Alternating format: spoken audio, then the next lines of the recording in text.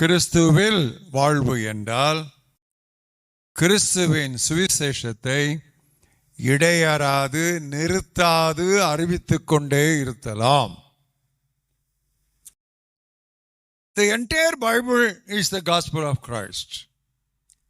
முழு வேதாகமுமே கிறிஸ்துவின் சுவிசேஷம் எனலாம். ஏன்? இந்த சுவிசேஷம் பழைய ஏற்பாட்டில் முன்னறிவிக்கப்பட்டது, புதிய ஏற்பாட்டில் அது நிறைவேறினது. It was foretold in the Old Testament and it is fulfilled in the New Testament. Are you with me? பழைய ஏற்பாட்டில் முன்னறிவிக்கப்பட்டது. அப்போ பழைய ஏற்பாட்டில் சுவிசேஷம் உண்டு. முதலாவது சுவிசேஷத்தை கேட்டது யார்? Abraham. The gospel was first preached to Abraham. Gospel was preached to Abraham. Hey, New Testament language. சுவிசேஷம் ஆபிரகாமுக்கு பிரசங்கிக்கப்பட்டது முதலாவது. So the gospel is already there. We can trace its steps and footsteps and it is track in the Old Testament itself. அப்போ முழு வேதாகமே ஒரு விதத்தில் சொன்னால் கிறிஸ்துவின் சுவிசேஷம்தான்.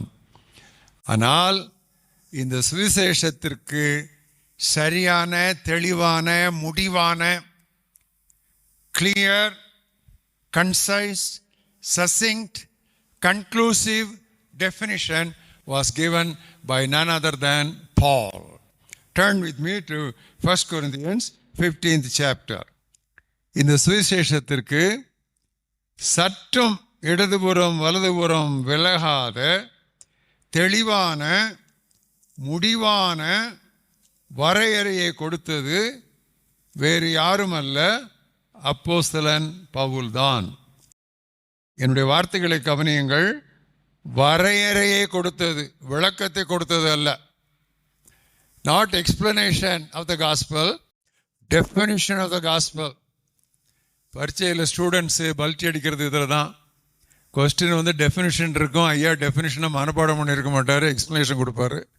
Explanation கொடுத்தா பாதி மார்க் ஏதோ கிரேஸ் மார்க் தான் விடும். Definition is definition. Definition cannot be altered. Definition cannot be improved upon. Definition cannot be meddled with. Definition is definition. So gospel பற்றிய definition பைபிளில் ஒரு இடத்தில் தெளிவாக முடிவாக உள்ளது. அது 1 கொரிந்தியர் 15ஆம் அத்தியாயம். வாசிக்கிறேன், முதலிலிருந்து வாசிக்கிறேன். முதல் வசனத்திலிருந்து 3ஆம் 4ஆம் வசனம் வரைக்கும் வாசிக்கிறேன். நல்லா கவனிங்க, இதெல்லாம் நாம் மனனம் செய்ய வேண்டிய ஒரு பகுதி.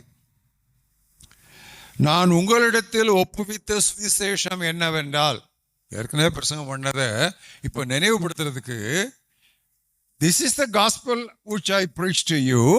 அந்த காஸ்பலை நீங்கள் ரிசீவ் பண்ணீங்க, பெற்றுக்கொண்டீங்க, அதில் நீங்கள் நிலைத்திருக்கிறீங்க. I preached, you received and now you continue. இந்த 3 நடக்குது. அது என்னவென்றால், அதனால ரட்சிக்கப்பட்டீங்க. அது என்னவென்றால், அதுல நீங்க தொடர்ந்து நீங்க நின்னீங்கன்னா தான் 2ஆம் வசனம், if you hold fast to that word which I preached to you, உங்களுடைய விசுவாசம் வீணா போகாது. நான் பிரசங்கித்தது, நீங்கள் கேட்டது, நீங்கள் பெற்றுக்கொண்டது, நீங்கள் நிலைத்திருப்பது, நீங்கள் விசுவாசித்தது, அதிலே தொடர்ந்து நிலைத்திருந்தால் உங்களுடைய விசுவாசம் வீணா போகாது. மறுபடியும் ரீஇன்ஸ்டேட் பண்றார், ரீஎம்பசைஸ் பண்றார். பண்ணிட்டு என்ன சொல்றாரு? நான் உங்களுக்கு பிரசங்கித்தது ஒப்புவித்தது என்னவென்றால், அதான் டெஃபினிஷன் ஆரம்பிக்கிறார். அந்த லாங்குவேஜை பாருங்க, என்ன அழகா இருக்கு பாருங்க. பவுல் எழுதிய காரியங்கள் வந்து அவர் கற்றுக்கொண்டதல்ல, அவர் பெற்றுக்கொண்டது. இது நல்லா புரிஞ்சுக்கணும். What Paul wrote was not what he was taught, but what he received. Communion பற்றி எழுதும்போது அதான் சொல்லுவார், நான் கர்த்தரிடத்தில் பெற்றுக்கொண்டதை உங்களிடத்தில் சொல்லுகிறேன். அது அவர் ரொம்ப வித்தியாசம் மற்றவங்களுக்கும் அவருக்கும். ஏன்னா அவர் இயேசு கிறிஸ்துவோட நடை போடலை, யோவான் மேலே அவர் மேலே சாஞ்சிருக்கல, அவரை சாய்க்கிறதுக்கு தான் முயற்சி பண்ணார். அவரோட அவர் பழகலை. பட் இங்கே அவர் வந்து பெற்றுக்கொண்டார் பை ரெவலேஷன். ஃப்ரெஷ்ஷாக வந்துச்சு. அதை பேதுருவுக்கு கொடுக்கல, சாவியை கொடுத்தாரு அவர்கிட்ட. ஆண்டவர் சாவியை பேதுருவுக்கு கொடுத்தாரு. He gave the keys to Peter, but he gave the pen to Paul. பேனாவை பவுல் கையில் கொடுத்துட்டாரு. அப்பா நீ பெட்டர் நீ எழுது. ஏன்னா சாரி நான் சும்மா யூகம். ஏன்னா பேதுருவுக்கு அங்கங்கே கொஞ்சம் கொஞ்சம் அந்த ஜூயிஷ்னஸ், அந்த யூதம் அங்கங்கே கொஞ்சம் ஒட்டிக்கிட்டு தான் இருக்கும். அவ்வப்பொழுது தலை தூக்கும். பட் நீ இல்லை, விட்டினா ஒரே விட்டார். நோனா நோ தான் உனக்கு. ஏன்னா நீ ஸ்ட்ரிக்ட் லா கீப்பராக இருந்திருக்க. இந்த கொலலாம் கிடையாது உன்ட்ட. அவங்க ஒரு மாதிரி பேசுறது, இவங்க ஒரு மாதிரி பேசுறது, இந்த வேலையை நீ செய்ய மாட்ட அப்படின்னு ஆண்டவர் பாருங்க, சாவியை கொடுத்தவனிடத்தில் அல்ல, பெற்றுக்கொண்டவனிடத்தில் தான் அந்த பேனாவை கொடுத்தார். இதெல்லாம் அந்த தெய்வ ஞானம்னு ஒன்று இருக்கு பாருங்க. இதெல்லாம் மாற்றவே முடியாது, அடிச்சுக்கவே முடியாது, அக்கிட்டே போக முடியாது. அப்போ அவர் அது சொல்ற, நான் பெற்றுக்கொண்டது என்னவென்றால், உங்களுக்கு நான் சொன்னது நான் பெற்றுக்கொண்டது வேத வாக்கியங்களின்படி கிறிஸ்து நமது பாவங்களுக்காக மரித்தார், அடக்கம் பண்ணப்பட்டார். அடுத்தது வேத வாக்கியங்களின்படி 3ஆம் நாள் எழுந்தருளினார். நம்ம நடுவில் ஒரு இங்கிலீஷ் ப்ரொஃபஸர் உட்கார்ந்துருக்காங்க.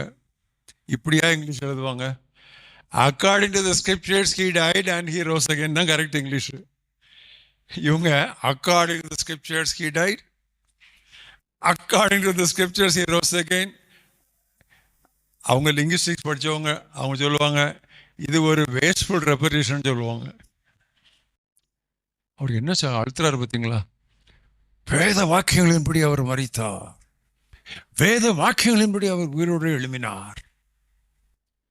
இந்த வேத வாக்கியங்கள் ஓல்ட் டெஸ்டமென்ட். நான் படித்தேன்ப்பா. கமாலியல்ங்கிற ஒரு ப்ரொஃபஸர்கிட்ட, he was a doctor of law. அவர்கிட்ட உட்காந்து நான் படித்தேன். நியாயப்பிரமாணத்தில் அவர் பெரிய வித்தகர். அவர்கிட்ட உட்காந்து நான் படித்தேன். அழகாக சொல்லி கொடுத்தாரு, துல்லியமாக சொல்லி கொடுத்தாரு. நல்ல மனுஷனும் அவர் தான். அவர் கெட்ட மனுஷன்லாம் கிடையாது, நல்ல மனுஷன். அவர் தான் நல்ல உபதேசம் வச்சிருந்தார். மனுஷனால வந்திருந்தார் நீங்கள் அழிஞ்சு போவோம், தேவனால் வந்தால் ஒன்றும் செய்ய முடியாதுப்பா, சண்டை போடாதீங்க. அவர் நல்ல ஒரு ப்ராக்டிக்கல் வைஸ் மேன். அவர் தான் நான் படித்தேன். அவர் வேத வாக்கியங்களெல்லாம் சொல்லி மேசியானா இப்படி இருப்பார், மேசியானா இப்படி இருக்காருன்னு சொல்லி எல்லாம் சொன்னார். பட் அந்த மேசியாவை பார்க்கும்போது இவர் தான் மேசியான்னு சொல்லி நம்பாதது தான் என்னுடைய மதியினம், என்னுடைய குருட்டுத்தனம். பட் இப்போ அதுக்கு யாருன்னு சொல்லி எனக்கு வெளிப்பாடு கிடைச்சிருச்சு. மற்றவங்களாம் சொன்னாங்க, எப்பா அவர் இயேசு மேசியாய்ப்பா அப்படி இப்படின்னு சொன்னாங்க. அவரை பற்றி இப்படி பேசுறியே, அவங்க ஜனங்களெல்லாம் அடிக்கிறியான்னு சொல்லி சொன்னாங்க. அதெல்லாம் எனக்கு மண்டையில் ஏறல. நீ துன்பப்படுத்துகிற இயேசு நானே அங்கிருந்து நான் பெற்றுக்கொண்டேன். அந்த வெளிப்பாடு அங்கிருந்து நான் பெற்றுக்கொண்டேன். I received it. It's a revelation. What I received on the road to Damascus on that sunny day, it was a revelation. அது ஒரு வெளிப்பாடு. அப்பந்தான் என் கண்ணு திறந்துச்சு. 3 நாள் குருடா இருந்தேன். 3ஆவது நாள் என் கண்ணு திறந்துச்சு. அப்போ அந்த கமாலியல்கிட்ட படிச்சமே அந்த மேசியா, அது இவர் தான். அதான் எழுதுறாரு, வேத வாக்கியங்களின்படி கிறிஸ்து மரித்தார், வேத வாக்கியங்களின்படி கிறிஸ்து எழுந்தார் அப்படின்னு சொல்லி சொல்றார். பிரியமானவர்களே, கிறிஸ்துவுக்குள்ளான நம்முடைய வாழ்க்கை எங்கே துவங்குகிறது? இந்த சுவிசேஷத்தை விசுவாசிப்பதில் தான் துவங்குகிறது. Go into all the world and preach the gospel to every creature, and he who believes and is baptized shall be saved. நீங்கள் உலகமெங்கும் போய் சுவிசேஷத்தை, சுவிசேஷம், இந்த காஸ்பல்ங்கிற வேர்டு ஒரு ஆங்கிலோ சாக்சன் வேர்டு. அந்த ஆங்கிலோ சாக்சனுடைய, அது ஒரு இங்கிலீஷ் வேர்டு இல்லை, அது ஒரு ஆங்கிலோ சாக்சன் வேர்டு. அதில் இந்த இவாஞ்சலியன்ங்கிறதுலேருந்து அது வருது. அதுக்கு மீனிங்கே குட் நியூஸ், குட் நியூஸ். அதனால தான் நற்செய்தின்னு சொல்கிறோம். சுவிசேஷம். இன்னைக்கு கூட நம்ம அந்த சுவிசேஷம்ங்கிற வேர்டு இன்னைக்கு இருக்கிற தமிழ்ல அதிகமாக பீப்புளுக்கு புரியாதனால நற்செய்தின்னு சொல்றது ரொம்ப நல்லது. நற்செய்தின்னு சொல்லலாம், அல்லது சுப நற்செய்தி. ஏன்னா சுபங்கிற வார்த்தையே இந்துக்கள் ரொம்ப விரும்புகிறாங்க. சுபம், சுப நற்செய்தி, சுப செய்தி அப்படின்னு சொல்லி நம்ம அதை சொல்லலாம். அது எப்படி நமக்கு கிறிஸ்துவுக்குள்ள அந்த சுவிசேஷத்தை விசுவாசத்தை உடனே நம்முடைய வாழ்க்கை துவங்குச்சு தெரியுமா? நாம் தேவனுக்கு விரோதிகளாய் இருந்தோம், ஆனால் இந்த சுவிசேஷத்தினால் சத்துருக்களாயிருந்த நாம் மித்திருக்களாய் மாறிவிட்டோம். We who were enemies, because of the gospel of Christ, we became his friends. That is the meaning of reconciliation with God. தேவனோடே ஒப்புரவாகணும். We got reconciled with God. We were enemies with God. அந்த word of reconciliation தான் தேவன் எங்களுக்கு கொடுத்தார். அந்த ஒப்புரவாகுதலின் செய்தியை அவர் எங்களுக்கு கொடுத்தார். எனவே தான் we are ambassadors for Christ. எனவே தான் நான் கிறிஸ்துவின் அரசு தூதுவர். ஸ்தானாபதிங்கிற வார்த்தையெல்லாம் இப்போ பயன்படுத்தாதீங்க, அதெல்லாம் இப்போ அந்த யூஸ்லேயே கிடையாது. பைபிளை வாசிக்கும் போதெல்லாம் நம்ம பீப்புள் சும்மாவே நம்ம பையங்களுக்கும் பொண்களுக்கும் தமிழ் புரியாது, சும்மாவே புரியாது. நீங்கள் ஸ்தானாபதினு என்னமோ நினச்சிக்கிட்டு இருப்பான். அதனால் பைபிளை நீங்கள் இங்கே சர்வீஸ்லாம் வாசிக்கும் போது ஒழுங்காக இந்த மாதிரி வார்த்தைகளை போட்டு வாசிங்க. நாம் கிறிஸ்துவின் அரசு தூதுவராக இருக்கிறோம். அம்பாசடர்ஸ், ஒரு அரசினுடைய தூதுவராய் போகுது. இந்தியன் அம்பாசடர், இந்திய அரசினுடைய தூதுவர் அமெரிக்காவில். அதான் தூதரகம் அப்படிங்கிற வார்த்தைலாம் வருது. அம்பாசடர்ஸ். ஏன்னா இது ஒரு Royal message. we represent a country. நான் ஒரு நாட்டை பிரதிநிதியாக நான் வந்திருக்கிறேன். அது எந்த நாடு? அது அந்த பரலோகம். அது எந்த செய்தி? அங்கே உங்களுடைய தலைவர் யார்? அது எங்களுடைய ராஜாதி ராஜா. அவர் உலகத்தாருடைய அக்கிரமங்களை எண்ணாமல் எங்களிடத்திலே ஒப்புரவாகுதலின் செய்தியை கொடுத்தார். எனவே நாங்கள் அரசு தூதுவர்களாக இருக்கிறோம். அந்த ஸ்தானத்திலே நாங்கள் அதிபதிகளாக நாங்கள் நிற்கிறோம் என்று அவர்கள் சொன்னார்கள். அதைத்தான் பேதுரு நல்லா உணர்ந்து சொல்றாரு. சுவிசேஷம் அப்படி இப்படி இல்லை. நான் சுவிசேஷத்தை விசுவாசிக்கலைங்க, ஆனால் அதற்கு எதிர் இல்லைங்க. ஹலோ, இந்த ரெண்டாம் கட்ட நல்லலாம் ஆகாது. either you believe the gospel or you reject the gospel. அங்கதானே நடிக்கிட்டான் ஃபெலிக்ஸு. நல்லா கட்டுட்டே இருந்தான். ஏன் அன்னைக்கு உட்காந்து அப்படி கேட்டான்னு தெரியல. அவன் ஒய்ஃப் ஒரே அரிச்சிருப்பா. ஏன்னா ஒய்ஃப் ஒரு யூத பெண்மணி, தெரியும்ல. ஃபெலிக்ஸ் ஒய்ஃப் ஒரு ஜூஸ். அவள் போட்டு அரிச்சிருப்பா. பேசுகிற கொஞ்சம் கேளுங்களா அப்படின்னு போய் உட்காந்து நல்லா கட்டுகிட்டே இருந்தார். நல்லா கட்டுட்டு இருந்தார். இந்த நியாயப்பிரமாணம் கிட்ட அந்த நியாய தீர்ப்புன்னு வந்த உடனே ஃபெலிக்ஸ் நடுங்கிட்டாரு. கவர்னர் நடுங்கிட்டாரு. இன்னும் ரெண்டாம் கட்ட நல்லா இருக்க முடியாது. அதை தான் பேதுரு எழுதுறாரு. நியாய தீர்ப்பு தேவனுடைய வீட்டிலே துவங்குகிறதா இருக்கிறது. நம்மகிட்டயே அது துவங்குனா சுவிசேஷத்திற்கு கீழ்ப்படியாதவர்களுடைய நிலைமை என்னன்னு கேட்குறேன். எங்கே கொண்டு போய் நிறுத்துறாரு பார்த்தீங்களா? அந்த காஸ்பலுடைய சீரியஸ்னஸ், அந்த காஸ்பலுடைய யூனிக்னஸ், அந்த காஸ்பலுடைய இன்டிஸ்பென்சிபிலிட்டி, அதை எங்கே கொண்டு நிறுத்துறாரு பார்த்தீங்களா? அது இல்லையா நிலைமை என்னதான் இருக்கும்? உபச்சாரம் செய்ததுனாலேயோ, வேசித்தனம் பண்ணதுனாலேயோ, திருட்டினதுனாலேயோ, கொலை செய்ததுனாலேயோ ஒருவன் நரகத்துக்கு போக மாட்டான். சுவிசேஷத்தை விசுவாசியாதனால தான் நரகத்துக்கு போவான். அதாங்க சுவிசேஷம். அதாங்க சுவிசேஷம். நரகத்தில் இருக்கவங்கள்ட்டெல்லாம் போய் நீ ஏன் இங்கே வந்தான்னு சொல்லி கேளுங்க, எல்லாம் சொல்லுவான் நான் சுவிசேஷம் விசுவாசிக்கலாமா. Because that is a sin of sins. அதுதான் பாவங்களில் பாவம்.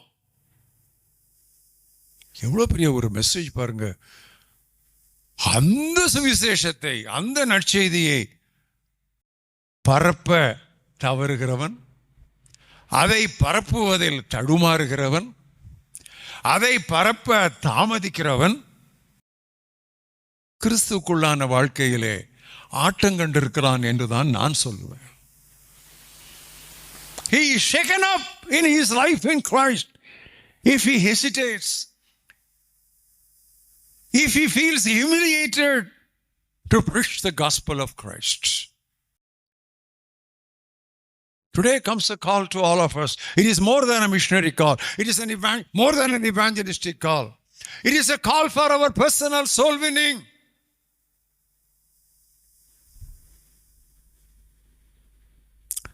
அதைத்தான் பவுல் சொன்னார் தீமோத்தேயுக்கு எழுதும் பொழுது. ஐயோ, இடைவிடாத துக்கம், மிகுந்த மனவேதனை. அது இங்கிலீஷ்ல எக்ஸீடிங்லி கிரேட் சாரோன்னு இருக்கு. நான் ஸ்டாப் கிரீஃப். நீங்க அதை பார்த்தீங்கன்னா, அந்த ரோமன்ஸ் 9 and 10 பார்த்தீங்கன்னா, அந்த ஃபர்ஸ்ட் ஃபியூ வேர்ட்ஸஸ்ல அவர் சொல்றது, செத்த வீட்டில் போய் நியர் ஆர் டியர் யாரோ செத்துட்டாங்கன்னா நம்ம என்ன சொல்லுவோம்? Constant grief. அப்படி தொண்டு அடைக்குதுங்க துக்கம். அதைத்தான் அவர் அங்கே சொல்றாரு. எதுக்கு? என்னுடைய சகோதரராகி ரட்சிக்கப்படணுங்கிறது. அவங்களுக்காக நானே சபிக்கப்பட்டா கூட பரவாயில்லைங்க. ஹலோ மிஸ்டர் பால், அது என்ன, அது புது தியாலஜியா இருக்கு. எவனா ஒருத்தன் மோட்சத்துக்கு போகிறதுக்காக நீங்கள் நரத்துக்கு போகிறது ரெடியா? ஏன் ஒய் நாட்? அவன் போட்டுமா மோட்சத்துக்கு? இது எங்கே படிச்சிங்க இந்த தியாலஜி? இது என்ன கமாலியல்கிட்ட படிச்சிங்களா? இல்லை, இது கமாலியல்கிட்ட படிக்கலை. அதுக்கு முன்னால் ஒருத்தர்கிட்ட படித்தேன். அது யார்கிட்ட படிச்சிங்க? மோசேட்ட படித்தேன். ஏன்னா மோசே தான் சொன்னார், அவங்கள மன்னிங்க அல்லது என்னைய மறந்துடுங்க. சொன்னாரா இல்லையா? forgive them or forget me. No middle ground. அதை படித்ததுனால நான் சொல்கிறேன், என்னுடைய இனத்தாரும் என்னுடைய இந்தியரும் என்னுடைய உடன்பிறப்புகளும் மோட்சத்துக்கு வராமல் நான் மட்டும் அங்கே போய் என்ன செய்ய போகிறேன்? ரொம்ப கஷ்டம். நான் இப்போ உங்கள் முன்னால் ஒரு மிஷினரியாக பேசுகிறேன். அன்றைக்கி யாரோ ஒருத்தர் என்கிட்ட கேட்டாங்க, பிரதர் உங்கள் பிளட் குரூப் என்னன்னு கேட்டாங்க. நான் எம் பாசிட்டிவ்னு. அது என்ன பிரதர் புதுசாக இருக்குது, சிஎம்சியில் புதுசாக எதுவும் கண்டுபிடிச்சிருக்கான்? சிஎம்சியில் கண்டுபிடிக்கல, எனக்கு தெரியும் என் பிளட் எம் பாசிட்டிவ்னு. அது மிஷினரி பிளட்டு. அப்படி தான் இருக்கணும். நம்ம பிளட் எல்லாம் எம் பாசிட்டிவாக இருக்கணும். எம் நெகட்டிவாக இருக்கக்கூடாது, எம் பாசிட்டிவாக இருக்கணும். வேற மாதிரி எப்படி இருக்க முடியும்? நான் ஒருத்தனுக்கு சொல்லலைங்கிறனால அவன் நரம் போயிடுவானே.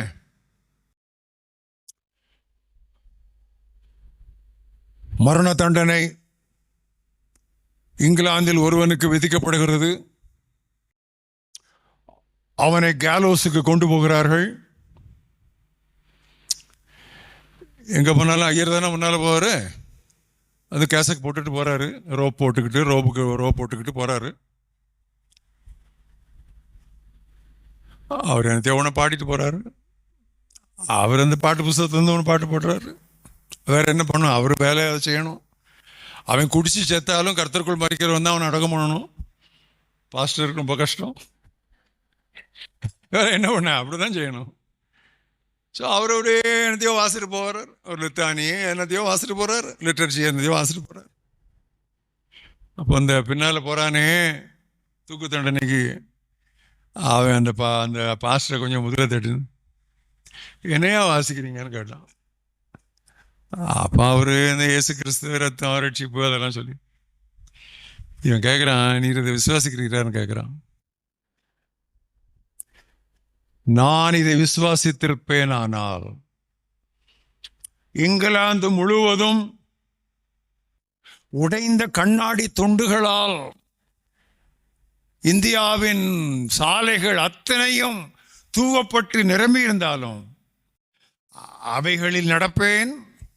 என்னுடைய பாதங்கள் இரத்த கழனி ஆன பிறகு முழங்காலில் நடப்பேன்.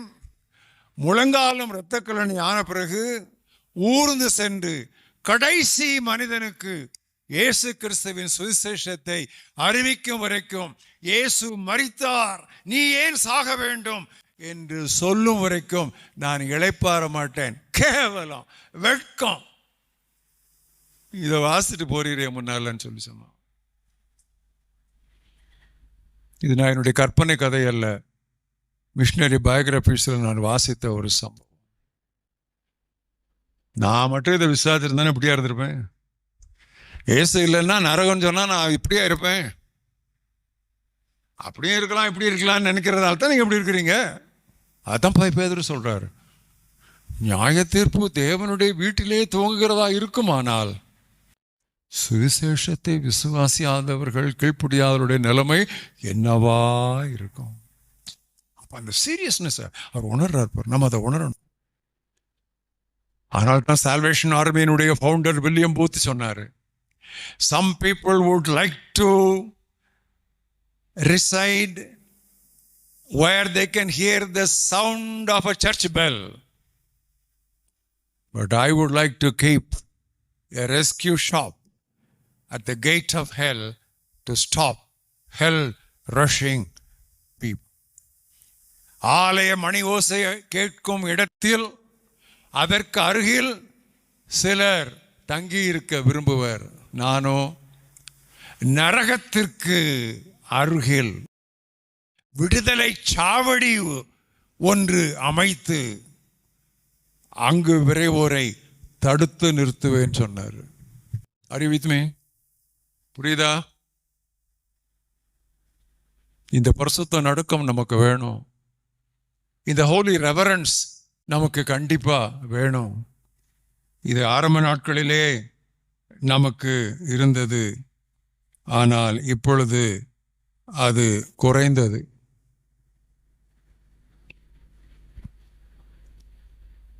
ரொம்ப சந்தோஷப்படுறோம், ரொம்ப ஆசீர்வதிக்கப்பட்டிருக்கோம். என்ன ஆசீர்வாதம்,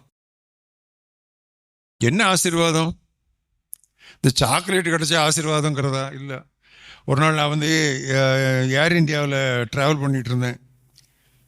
இல்லைன்னா இந்தியன் ஏர்லைன்ஸ். அப்போ முன்னால் உட்காந்துருந்தேன், பின்னால் ஒரு பிரிட்டிஷ் சில்ட்ரன்லாம் கொஞ்சம் உட்காந்துருக்காங்க அவங்க மதரோட. திடீர்னு பின்னால் இருந்து hey hey great great fly Indian Airlines அப்படின்னு கத்துச்சுங்க.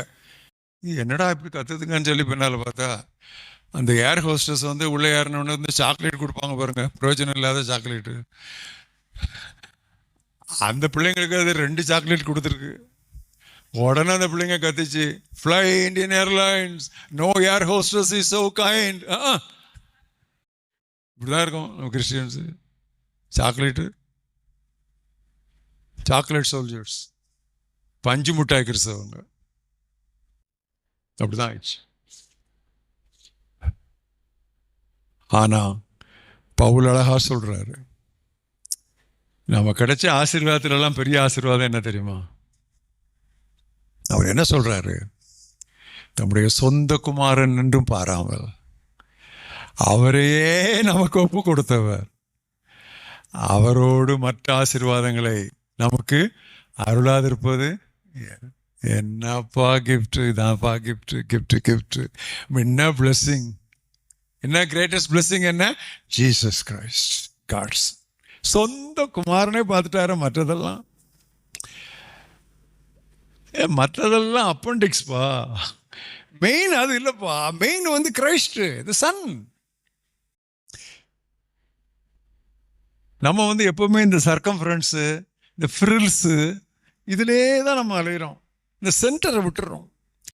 ஏன் அந்த சென்டரில் நம்ம அப்படியே வந்து அப்படியே லகிச்சு போயிருந்தோம்னா நம்ம அதை மற்றவங்களுக்கு சொல்றதுக்கு தயங்க மாட்டோம், தாமதிக்க மாட்டோம். ஆம், நம்முடைய சக மனிதருக்கு நாம் செய்யக்கூடிய மிகப்பெரிய தொண்டு நரகத்திற்கு போகும் அவர்களை தடுத்து திசை திருப்புவதுதான். எனவேதான் பவுல் சொன்னார், I am a debtor to all men. நான் எல்லா மனிதருக்கும் கடனாளியாக இருக்கிறேன், என்னால் ஆன மட்டும் சொன்னார். as much as in me. என்ன அர்த்தம்? கடைசி மூச்சு என்னால் முடிகிற வரைக்கும்.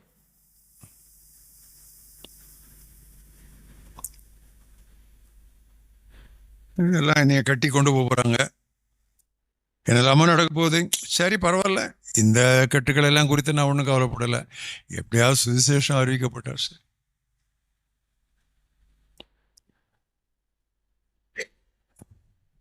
இன்னைக்கு உங்களை பார்த்து ஒரு கேள்வி கேட்க போகிறேன்.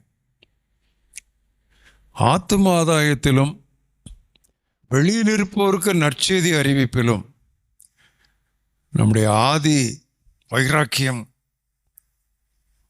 ஆதி துடிப்பு, ஆதி தாகம் குறையவில்லை என்று யார் நம்மளே மாறுதட்ட முடியும்? இறங்கிட்டோம். அந்த initial excitement, the initial enthusiasm, the initial exuberance with which we were on tiptoe to preach the gospel. அப்படியே ரெடியா இருந்தோமே, என்னாச்சு? இறங்கிட்டோம்ல. ஏன் நம்ம இன்னைக்கு ஆண்டவருக்குள்ள நம்முடைய குதூகலம் குறைந்திருக்கிறது? இதை உள்ள கொண்டு வந்தா நம்ம சரியாயிரும். ஆஸ்வால்ட் ஜெஸ்மித் எழுதினார், the best diet for a sick church is the missionary டயட்னு எழுதினார். மிஷனரி டயட் கொடுத்தா சரியாயிரும். நான் இது ஊரிஸ் காலேஜ் குரூப்புக்கு பேசுறேன்னா, மிஷனரி கன்வென்ஷனை பேசுறேன்னா கொஞ்சம் மறந்துட்டேன், சாரி. அதுவே பழக்க தோஷம் அங்கே போகுது. இன்னொன்று தெரியுமா? நீங்கள் சுவிசேஷத்தை பகிர்ந்து கொள்ளும் ஒவ்வொரு வேளையிலும், ஒவ்வொரு சமயத்திலும் சுவிசேஷத்தை குறித்த உங்களுடைய புரிதல் இன்னும் ஆழப்படும். Every time you share the gospel, your understanding of the content of the gospel will get deepened. அது ஒரு பெரிய blessing இல்ல? நம்ம கொடுக்கிறதுனால நம்ம கொடுக்கப்படாம போக மாட்டோம், நமக்கு ஆண்டவர் கொடுப்பார். உங்களுடைய ஸ்பிரிட்ல ஒரு ஜூபிலன்ஸ் வரும்.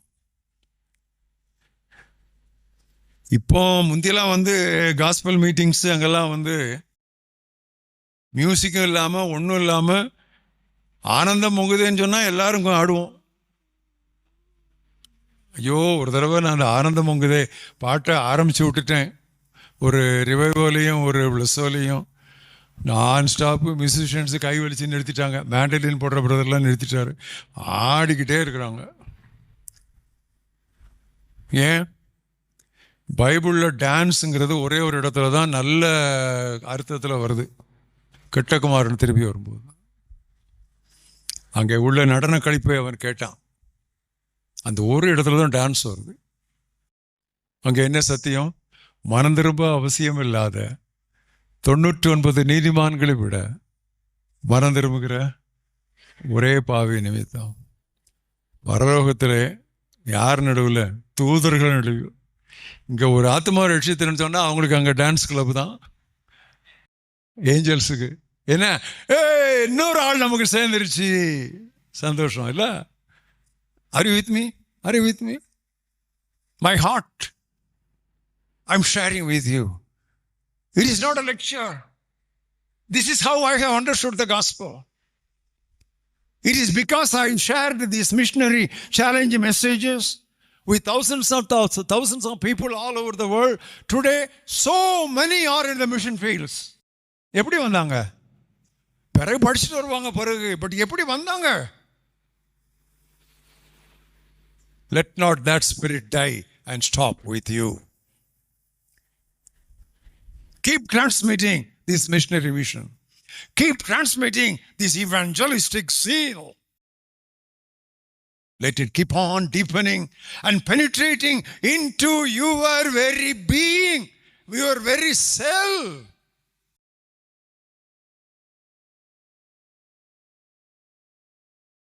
ஐயோ, நாங்கள் அந்த ஆரம்ப நாட்களில் கிராமத்துக்கு போய்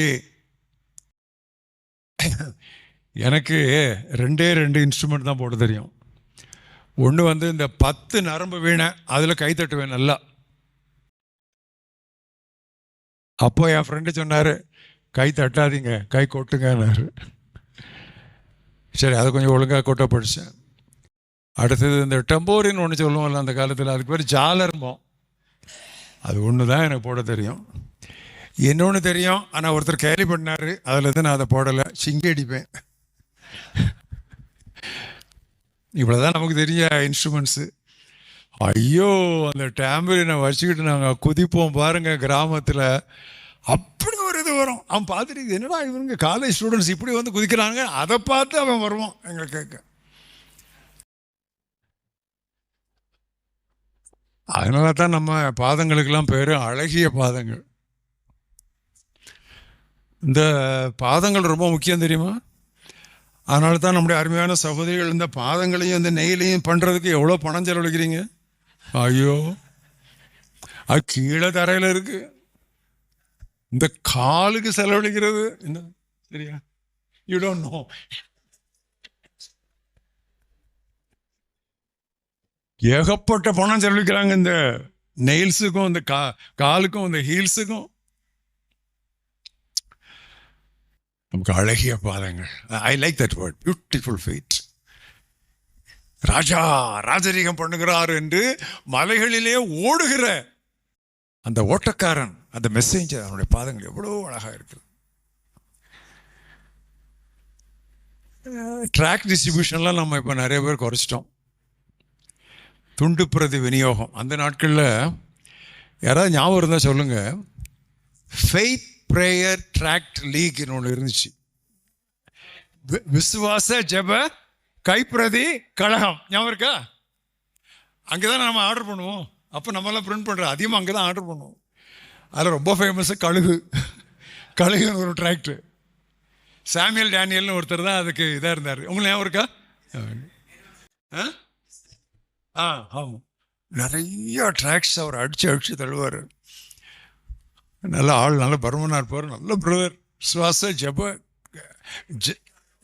கைப்பிரதி கழகம், ஃபெய்த் ப்ரேயர் ட்ராக் லீக் அதுக்கு பேர். நிறைய ட்ராக்ஸ் அடிப்பாங்க, நிறைய வாங்குவோம், வாங்கி கொடுத்துக்கிட்டே இருப்போம். அவர் கொஞ்சம் நல்ல சீப்பாகவும் கொடுப்பார்.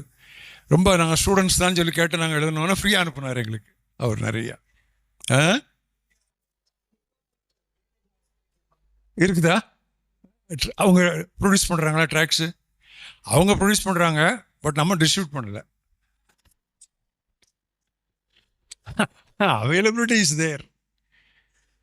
ஸோ உங்களுக்கு ஒரு சின்ன எக்ஸசைஸ் கொடுக்குறேன், ஒரு ஹெல்ப் கொடுக்குறேன்.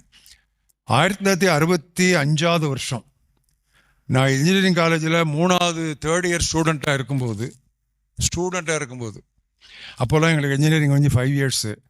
அப்போ ஸ்டூடெண்ட்டாக இருக்கும்போது நான் ஒரு ட்ராக்ட் எழுதினேன். அதுதான் விடுதலை நற்செய்திங்கிற ஒரு ட்ராக்ட். நான் 3ஆம் ஆண்டு கல்லூரி மாணவனாக இருக்கும்போது எழுதின ட்ராக்ட்.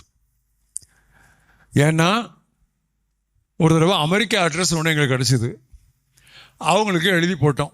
அப்போல்லாம் ஏரோகிராம் தான், அந்த இன்லைன் லெட்டர் மாதிரியே அந்த ஏர்மெயில் ஒன்று இருக்கும், எழுதி போட்டோம்.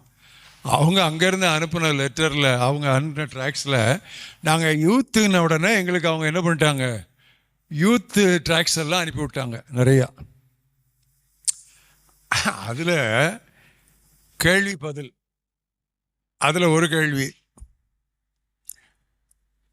கல்யாணத்துக்கு முன்னால் நீ லவ் பண்ணுற கேளை கிஸ் பண்ணலாமா? எப்பா கர்த்தாவே, இது உங்கள் கலாச்சாரம்ப்பா. வந்து கொட்டிட்டாங்க, பாக்ஸாக வந்து இறங்கிடுச்சு. இது சரிப்படாது. ஸோ அவங்களுக்கு டேட்டிங், அவங்க கல்ச்சர், நமக்கு எல்லாம் அவர் சரி வராதுன்னு சொல்லிட்டு அப்போ தான் நான் உட்காந்து எல்லாம் யோசித்து நம்மளே ஒன்று எழுதுவோம். அங்கேருந்து வந்து அந்த பாக்ஸை பார்த்துட்டு தான் நான் எழுத ஆரம்பித்தேன். அப்போ இந்த ட்ராக்டர் எழுதினேன். இப்போ இந்த ட்ராக்டர் டன்ஸ் அண்ட் டன்ஸ், கருணதாச கேளுங்க சொல்லுவோம், எவ்வளோ டிஸ்ட்ரிபியூட் பண்ணியிருக்கோம். டன்ஸ் அண்ட் டன்ஸ் இந்த ட்ராக்ஸ் போயிருக்கு. இந்தியாவில் 12 லாங்குவேஜில் போயிருக்கு, ஃபாரினில் சைனீஸ் லாங்குவேஜில் போயிருக்கு, ஜெர்மனில் போயிருக்கு, ரஷ்யனில் போயிருக்கு. எல்லாம் அவங்கவுங்க அடிச்சு அனுப்பிக்கிட்டே இருக்காங்க. இன்னும் இது still it is a very popular. இது ஒரு ஸ்டூடெண்ட் எழுதுனது, கிராம ஊழியங்களுக்கு போகும்போது பயன்படுத்திடணும். இந்த ட்ராக்டரை படிச்சுட்டு ஒருத்தன் ஒன்று ஆண்டவரை ஏற்றுக்கொள்ளணும், இல்லைன்னா வேண்டான்னு சொல்லி போயிடணும். இந்த 2ஆம் கட்ட நிலையில் இருக்கிறதுக்கு வாய்ப்பே கிடையாது. ஆனால் யாரையும் தாக்கலை, ரொம்ப கேர்ஃபுல்லாக எழுதியிருக்கிறோம் இந்த ட்ராக்ட். அதை தொடர்ந்து நான் இன்னும் சில ட்ராக்ட்ஸ் எழுதியிருக்கேன். இயேசுநாதர் திரும்ப வருகிறார், இன்று அவர் ரட்சகர், நாளை அவர் நீதி அரசர். அதே மாதிரி இயேசுவானவர் இணையற்றவரா,